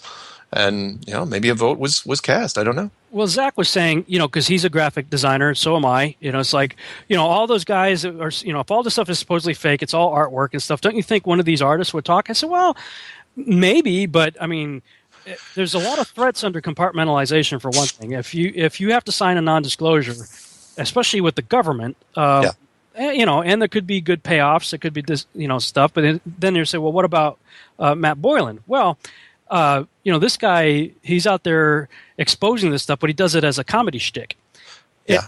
Which is brilliant. You can say, look, I'm just a comedian. You don't have to believe me. I'm just making jokes here. Yeah. But go ahead. Well, but on the other side, it's also brilliant because he immediately went very public with it. So, I mean, if you knock the guy off, then you just created, a martyr for the cause. But at the same time, now I'll throw this little wrinkle in there for people that want to know about the Matt Boylan story, because I think one of his video where he sat down on the couch and was very sober telling his whole thing was very, very good. It was the best thing he ever did. Thank his girlfriend for that sat him down. Yeah. But he only told that story once. And on top of that, he knew all the names of the people. The story goes when he was 25, that he was hired by NASA to do this stuff. He knew the names of them. In fact, one particular, he said he was a high-level NASA scientist that was also a really good organic painter, just like him. And he still, to this day, will not give out the names, even though he's not married, doesn't have kids, anything like that. There's intimidation does get into that because you get worried. You wonder, and this has been rattling around his head for a long time, and it probably didn't do him any good. There's also this, Chuck Missler has referred to patriotism as basically a modern form of idolatry, and I would tend to agree with it, and especially people who go into the military at a young age. I was in boot camp a week out of high school, graduating from high school. Mm-hmm. And at that young age, you're impressionable. You join the service, rah, rah, God and country. I want to be, patriotic and yada, yada. You go there and you go through 8 weeks of trauma-based mind control called boot camp. And I mean, here I'm a touchy-feely, artsy-fartsy, I don't even want to kill bugs kind of guy. I mean, my wife sees a bug, I get a cup and let it outside, Sure. But yet I'm out there with a M16 and a bayonet, slamming it into a representation of a human in, doing my thing and stuff because you're brainwashed into thinking I'm serving my country and blah, blah, blah. And you could have told me to do almost anything to serve my country. And I would be like, yep, where do I sign up? I'm in. Yeah. And I think that can be used effectively against people. Absolutely. I think, he was intimidated to the point where it took him, he was told when he was 25, and it took him almost 10 years before he even developed his comedy routine to try to get this out there. And I think it took that long. Again, what your friend was saying, it's such a massive concept that it takes a while for it to sink in. I still get frustrated, but I understand completely when you tell people, it takes some days before they adjust to it. Well, Neil Armstrong, back in 1994, it was the 25th, I guess, anniversary of the lunar landing. He made a big speech in front of students, big ceremony commemorating the Apollo 11 missions. And he said something, it took him a long time to come out, and he didn't come out exactly, but slightly did, talking about lifting truth's protective layers. So a little bit of hint there. And we're back at the Revolutionary Radio Project. I'm your host, Rob Skiba, for the final half-hour segment of this broadcast. I'm talking with Mark Sargent from Strange World and Patricia Steer from Flat Earth and Other Hot Potatoes. And right before the break, Patricia, you were talking about Neil Armstrong, and I've seen that video also where he's talking about truth's protective layers. And, what really strikes me about, especially the Apollo astronauts, and I would say probably even Mercury and Gemini, a lot of these guys were either Freemasons themselves, related to somebody that is a Freemason, or surrounded by Freemasons while they're doing their thing. And, of course, just by nature, that's a secret society. So naturally, these guys are good secret keepers. I mean, how convenient. But going back even further to like when these guys first allegedly returned from the moon, and they're having that press conference. I got to tell you, man, if you watch that, probably like the first half hour almost, of it, and you listen to, especially Neil, when he's talking, he's got Freemasons on either side of him, and I've never been able to vet whether or not he actually was a Freemason himself, but the other two guys were. Definitely Buzz. But the way the camera angle was on Neil, it was like kind of a three-quarter shot on the right side of his face, and it almost, if you listen to the way he talked, he would say a few words, kind of blink for a few minutes, say a few more words, and complete a sentence. It was almost like he had a bug, earpiece in his left ear that the camera couldn't see, and like he was being fed the lines or something. And they were all acting like total drones until they put the slides up on the screen, and all of a sudden they all became very animated, started talking, and I'm going, are we looking at MK Ultra here? Mm-hmm. That's a good way to think of it. They did look to me either very depressed, threatened, if they didn't say what they were told to say, or maybe you're right, maybe mind controlled, hypnotized before they went out on stage. Well, because it was almost like the visuals were the triggers. The Manchurian Candidate. Show them the card. You know what I mean? Yeah.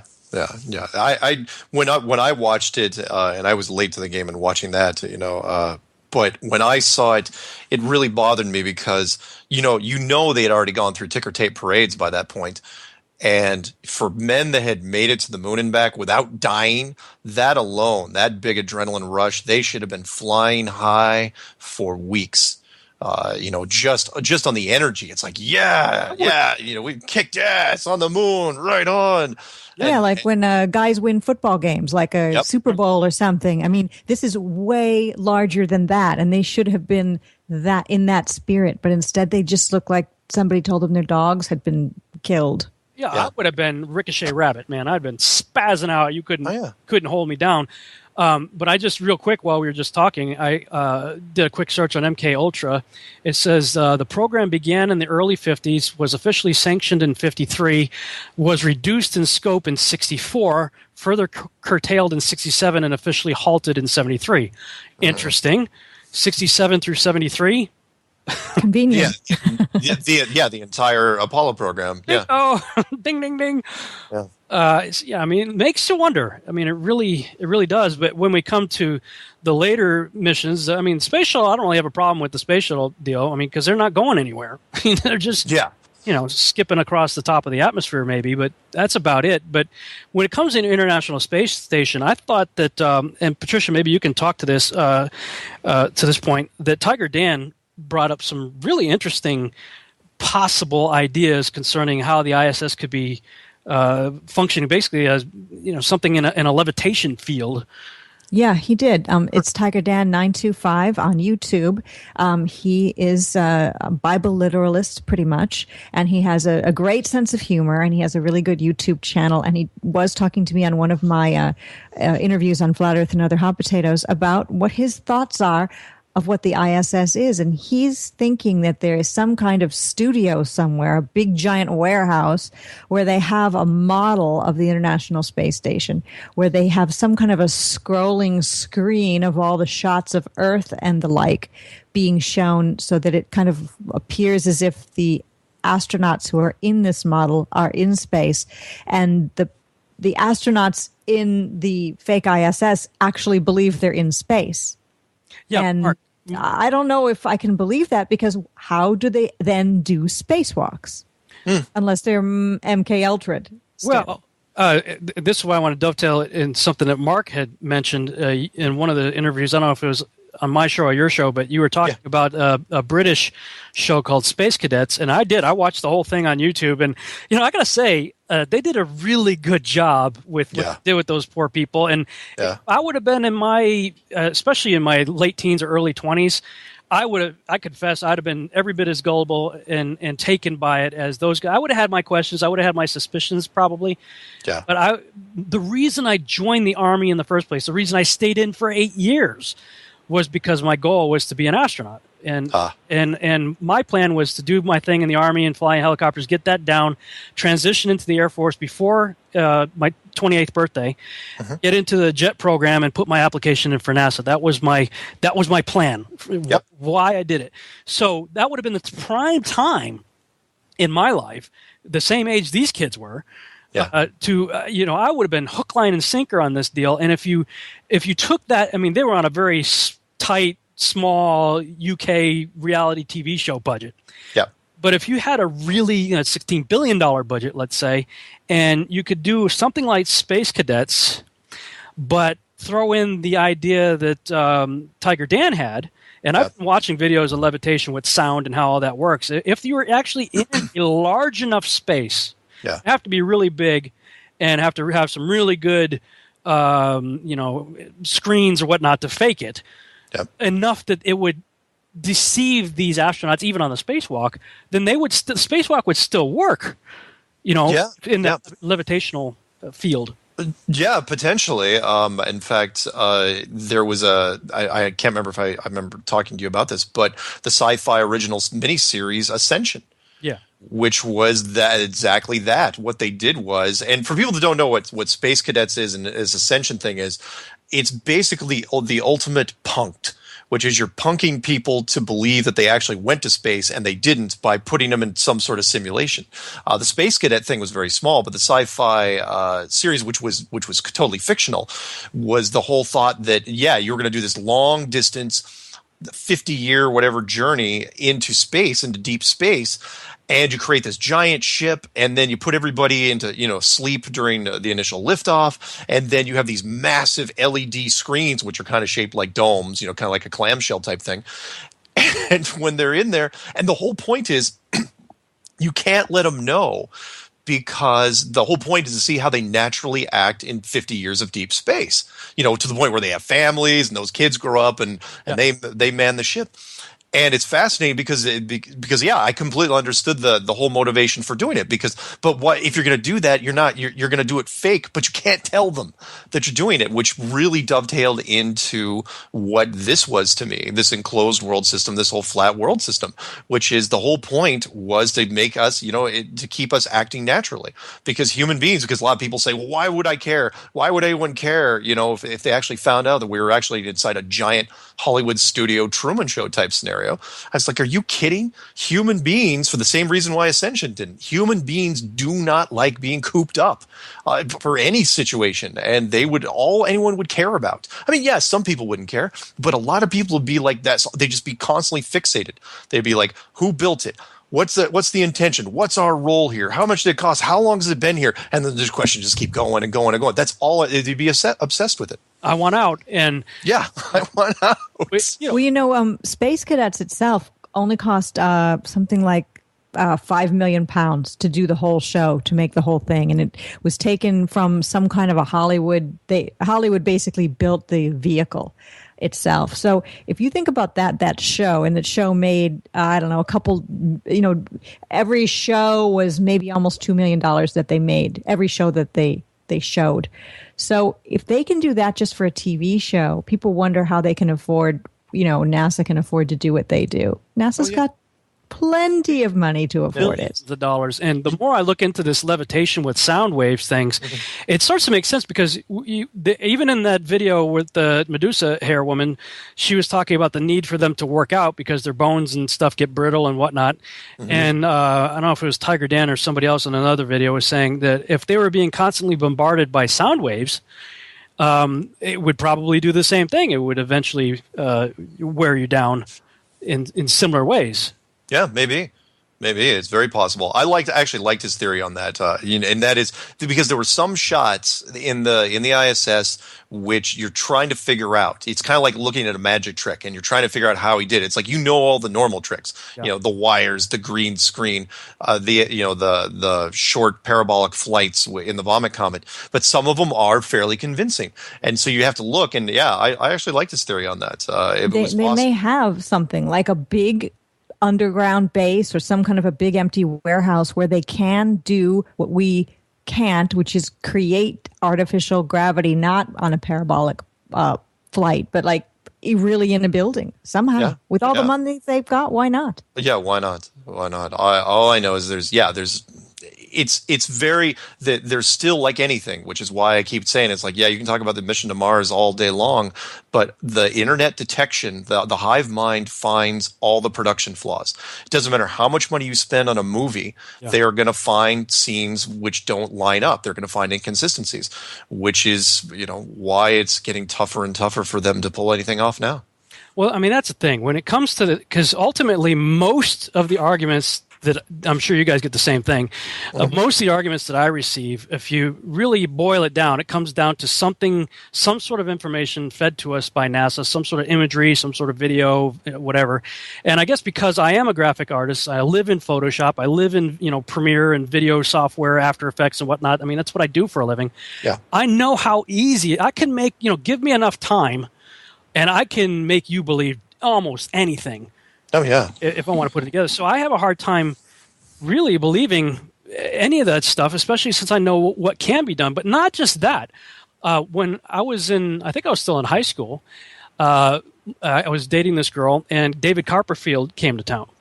And, we both thought, hey, that'd be a pretty cool show to go see. So we walk into the venue, and this guy comes walking up to my girlfriend and says, "You're perfect." And I said, "Excuse me, I'm thinking I'm going to be getting to what's the problem? What the heck are you? What are you talking about? And so, but he's like, no, I'm sorry, I didn't mean anything. But we're looking for, quote unquote, a volunteer to be on stage with David for one of his tricks. And, they felt that she fit the bill. And so, they're like, as a perk, we'll give you guys, third row seats, right on the aisle. And, you'll be, all this and blah, blah, blah. And I'm like, and she's looking at me. I'm looking at her. I'm like, it's up to you. And she's like, yeah, I'd like to do it. I'm like, cool. So they take her away for a little while. They escort me to a third row seat right on the aisle, perfect view of the stage. And it was probably a half hour later, she came back, and I said, what did they do? She goes, I can't talk about it. I said, okay. I'm like, all right, well, and I'm kind of looking at her weird and everything. The show gets going, and then David, he's like, I need a volunteer, and he's walking down from the stage, and he's pretending to be looking around, and then he steps back and looks at her and says, you, and she goes up with him, and she gets levitated on stage. He levitates her on stage, and I'm third row, right, practically underneath her, looking at my girlfriend being levitated. He's doing the hoop around her and the whole deal, and I can't see how this is happening. Yeah. I'm like blown away by it. So when afterwards I'm asking her, what was it like? What did you feel? What was it like? She couldn't tell me anything. She goes, honestly, I don't even remember going on stage. So clearly he did some kind of whammy on her and hypnotized her or whatever. Wow. But she never told me, and I believe her, she didn't know. So they must have done something so she wouldn't know the trick. But the point is, she was sitting next to me, no wires on her, walked her on stage and levitated her. So, and I know it's an illusion, but I can't for the life of me figure out how they did it. How David Copperfield did it. Yeah, and which is why when I took a break from the clues after Clue 11, but when I made Clue 12, which was called Realize, I focused on the illusion part of it, and I said, look, I know people. Everyone thinks it's like, no, I can't be fooled. I can't be tricked by a magician or street magic or anything like that. And I listed out, I broke down some examples. I said, no, you can easily be fooled. Human beings are notoriously easy to fool, both visually and audially, misdirection. It is so, especially visually, though. Our perception abilities are terrible, to the point where, I gave the simulation thing, the example where if you're in a car in stop and go traffic, you zone out for a second and then you don't know. Now, how'd I get here? if the what? Yeah, how do I get here if the car? Yeah. Well, yeah. Is the car in front of me moving forward, or am I moving backwards? You're fumbling for the brakes. It's like, do I not have the brake on? And there's been university studies, and everybody falls into that. We are notoriously bad at that, to the point where we do not know. They literally said you cannot tell if your car is moving. It's only assumed through everything else that's going around you. We're really, really bad at that. And I was going, do you really think that it would be hard to fool something when it comes to the sky, when it, in motion, and, where you think it's like, okay, because people always bring it up. It's like you're on a globe spinning at 1,000 miles an hour. It's orbiting around the sun at 60,000 miles, but there's a moon spinning around that, and you're going through space. That's a lot of motion, and you're not even genetically capable of determining if any of that's happening at all. But people's but my argument is, look, do you feel any motion? Do you feel any motion anywhere? And nobody does. Chris Angel. Just watch Chris Angel. Chris Angel. I mean, that dude's freaky, man. Yeah, if people can't figure out the magic tricks, like you were saying, Copperfield, Chris Angel, any of the others, if you can't figure out those, do you really think you'd figure out the big ones, the really big ones that were meant to to totally fool you for years? No. Yeah. Well, we're going to be getting fooled in 2025. That's when NASA says they're going to send humans to an asteroid, and then they have humans being sent to Mars in 2030. And that sounds far away, 2025, 2030, but really count it, I mean, we're almost at 2016. It's not that far away. We hopefully will be alive to see what they do, and they're going to trick us. I wonder if they have some kind of a magician that they have big name magician or some unknown big magician who kind of can help them with these illusions, because they can make cruise liners disappear. I mean, you can't. Seems like they could pull this off, but you can't. Unfortunately, if the best Hollywood teams, if you spend $500 million on $200 million on a movie, and the internet can still pick apart stuff scene by scene, because most of the time, because movies are shot out of order, it's not shot like from the first page of the screenplay till the end. They're always shooting in order, so there's always inconsistencies. I can't even imagine. I wasn't kidding when I said, look, if somebody in the government, if I was working at NASA and somebody handed me the fake Mars folder, I would look at them and go, are you insane? I don't care if you give me $1 billion and the best talent in the business. There's no way it's going to be flawless. And unfortunately, the problem with the internet now, or I should say the good thing, for at least in the conspiracy side, is that everything sticks. Once it gets caught, it's replicated. Everyone gets on it, and you got people in Nebraska at 3 a.m. looking at it, going, "Oh yeah, look at that frame. That's completely not right. What it should be. Here's why." And then they put it on Facebook, and boom, there it is. But most people aren't looking. The average person, when you go to the grocery store, has no idea and believes every single thing that they see that NASA puts out. That's the real problem. Well, but, with more and more people saying, hey, check this out, look at this, look into this. And, that's been the approach that I've been using, and it's worked on me. It's like, okay, we say we're on a ball, right? 25,000-mile circumference. Okay, how come Joshua Nowicki could see Chicago and take a picture of it from 60 miles away? Yeah. And, these little questions, and I when I was on John B. Wells' show, I brought that up. And he said, well, we don't know what the he was talking about AGL and ASL indifferences, and saying, well, how do we know that area from, where Joshua Nowicki took it to where Chicago isn't a raised flat area on the ball? Yep, you're right. And he did the same thing with you when you brought up Sean McCrary and shooting the radar beam. I said, well, isn't it convenient for all the ballers out there that every single time a flat earther puts one of these up, you guys say it's a flat area on the ball? Yeah. I mean, is that just a coincidence? I mean, really? Yeah, he was fighting it, and again, it's in his head. We'll see. Again, everyone's got their own absorption period, and It's cool though. I have to say, I know that he's been very much against the whole thing, and even at the end of it, if you saw to the very end of the video, signing off, because I was still online, he mouthed his words were, "It's round," He did. I couldn't hear it, but I saw it in the video afterward. Like, you sneaky dog.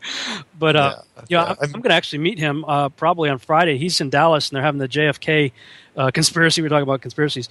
JFK. After all these years, there's still new stuff coming out. And so, I'm hoping to get into even more of a casual relationship with him, go out to lunch or dinner or whatever. You should have a pizza. It's flat. Hey, what do you think of this? I still think, and again, if I ever get a chance to talk to him, I'm probably going to bring up at least one thing. It's like, look, out of all the conspiracies out there, why is this one? Yeah. Not only is it the most ridiculous, why is this one the only one we debunk to children? Why? We don't bring up JFK to children at any age. We don't bring up 9/11 or anything like that. Well, we probably do now, but why do we? And he would come back and probably say, "Well, it's science. The globe has to be in the classroom." I go, "Really? Does it? Or did we just put it there to make sure that no one would ask any questions?" Well, Jeranism, I haven't been able to talk to him yet. I really got to get him on my show. I really want to talk to him sometime. So Jeranism, if you're listening, I want to talk to you, buddy. Contact me. But the video he did on Horizons was fantastic. And that's why I'm like, I already did some things dealing with Horizons and stuff a while back, but he did some stuff with the camera zoom. I don't know if he was using the Nikon Coolpix 900 or whatever, but there was a lot of good footage in there, and I thought he knocked that one out of the park. Yeah. There's only the refraction thing the argument is getting weaker and weaker. It's falling apart. Yeah. I mean, you can, especially again, and it's mostly because of the camera technology. The zooming capability for HD cameras has gotten so good that now that's part of the big the big reason, in my opinion, why this thing's starting to break down, is because there's footage out there now that people wouldn't even look twice at. But now the cameras can show up really, really close, like a lighthouse. From when you're zooming, you pull all the way back and you see nothing, and then you keep zooming. Oh, by the way, there's the bottom of a lighthouse. At 30 miles, 40 miles away. Should not be there. And people say, well, no, he's on a hill. It's like, no, he's on the beach. I've been trying to buy the Nikon Coolpix 900. Mm-hmm. Everybody's out of stock. Everywhere I've looked, it's out of stock, and nobody has a time when the stock's going to be filled. So all I can think of is, I know Eric Dubé has one. He mentioned on one of the shows he was on, saying he had bought one. So it's got to be the flat earthers buying these things up. I think so. They're hard to find. Yeah, Amazon. Amazon's out of stock? Well, they've had them on there. It probably comes and goes, but you can buy them on Amazon. I think recently they've been getting bought up, but we got like 4 minutes left. So, Patricia, tell everybody a little bit more about your YouTube channel, and if you would recommend one video, like to the hardcore skeptic, which interview would you point to? It's what I mentioned at the very beginning of your show, which is Brian Mullen, and it is episode number 15 of Flat Earth and Other Hot Potatoes. And Brian Mullen is a structural engineer, and he talks about the math behind why the globe doesn't exist. So check that out, and it's Flat Earth and Other Hot Potatoes, and that is on YouTube. As a structural engineer, did he talk about surveying and things of that? And does anybody ever build for a curve in mind? I mean, I've heard the answer to that is absolutely not. No one ever does. Even huge projects like casinos, no, they don't. Mark, who would you say, what would be the one video if you were to, everybody knows your videos, obviously. Yeah. Well, no. If I was going to do give everybody, because the flat Earth clue is fine. People are going to run into those anyway. Yeah. But if I had to point to anything, in fact, I made a brand new playlist on my YouTube channel. The YouTube channel is called Mark K. Sargent. Of course, if you look up flat Earth clues on YouTube, you're going to find me eventually. But I made a playlist called Testimony Shows, and all that's in there are the people that have come forward to talk about to confirm the flat model. The first one on the list is the U.S. Navy missile instructor. That's Sean McCrary. There's also the submarine chief, the United States Army radar operator, the industrial valve expert, the flight instructor, and even the people that didn't mention anything, or that I didn't get to read stuff, like the United States Marine Corps sniper instructor. Basically they're all saying the same thing. None of them are contradicting anybody else. And they're all saying, look, there's no curvature of the Earth, there's no Coriolis effect, and the navigation is completely wrong. The maps are wrong. Find me someone else from a professional sector or the military that's going to come forward and try to challenge these guys. They're not, which is why the debunkers are just having fits right now. I have to say, one of the things, there was two things that was holding me back from embracing the whole flat Earth thing, and that was the Coriolis effect and the lunar eclipses. But those are no longer on my radar anymore. I've pretty much resolved those, at least in my mind. I'm not too concerned with them. But I have to say, and I wish I had more than a minute and a half left to address this.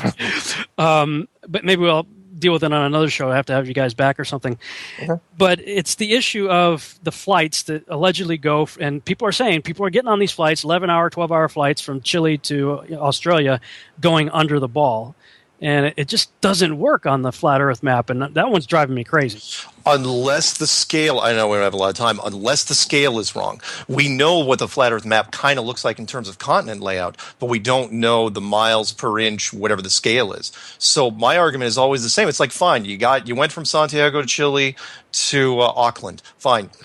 You got point A to point B. How'd you get there? Because you dropped off the GPS system, and you can't tell me the route you took. So until you can tell me the route you took, then that point's a stalemate. Well, but the hang-up I have on it is they point to they could look out the window and see the Antarctic coastline for a period of time, which makes sense on the ball. On the outer rim of the circle, it doesn't really make sense that would be the route you would want to take, and yet people are seeing they're flying right over the coastline. But man, we're like totally out of time. I'm going to have you guys back on again. Let's do another roundtable sometime. Maybe get some other people on. On each other's shows, and do what Patricia said. Hey, let's all, get together and talk about this stuff. But thank you guys so much for coming on tonight. I really thank you. Thank you, Rob. Absolutely. And thank you guys so much for listening to the Revolutionary Radio Project. We'll see you back here next Wednesday night, 11 p.m. Central Standard Time to 1 a.m. Check out Mark Sargent's videos and check out Patricia Steer's videos. Good night, everybody.